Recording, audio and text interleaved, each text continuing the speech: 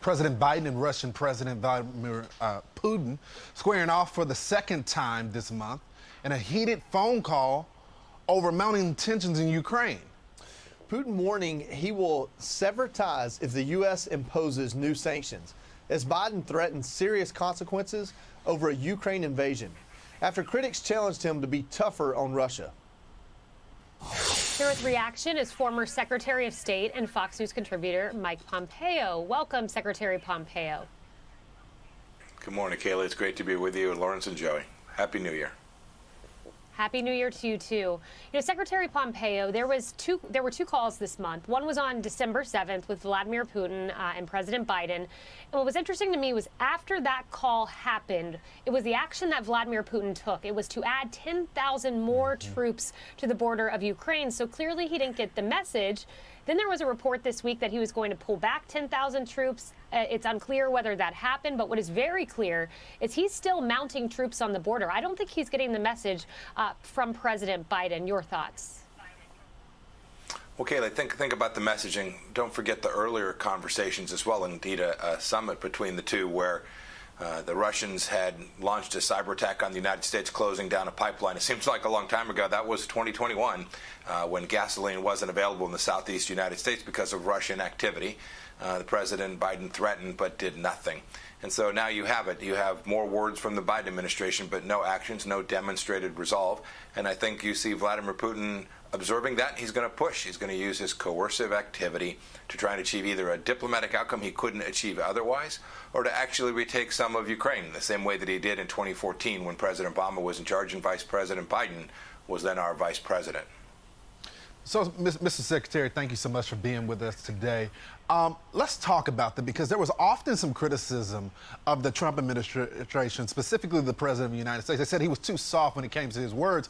But when we look at the actual policy, he was the toughest when it came to being hard on Russia. So what does the commander-in-chief now need to do? Because it doesn't seem like his tough talk is working.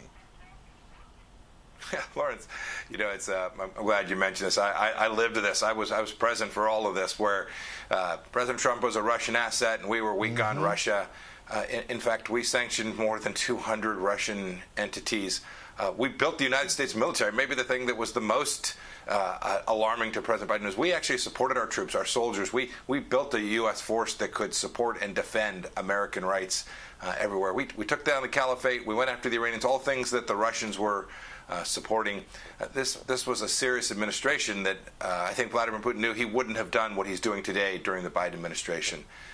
Last thought on this, your point is well taken. I think Vladimir Putin watches this administration. He watched what happened in Afghanistan.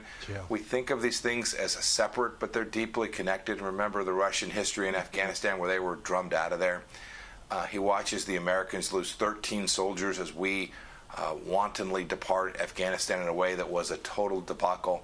And he sees a weak leadership from the United States. He doesn't see us defending our values, and I think he is prepared to push this issue with Ukraine to the brink to get what Vladimir Putin really wants. We don't know precisely what that is. We know what he's asked for. I think he knows he can't get that.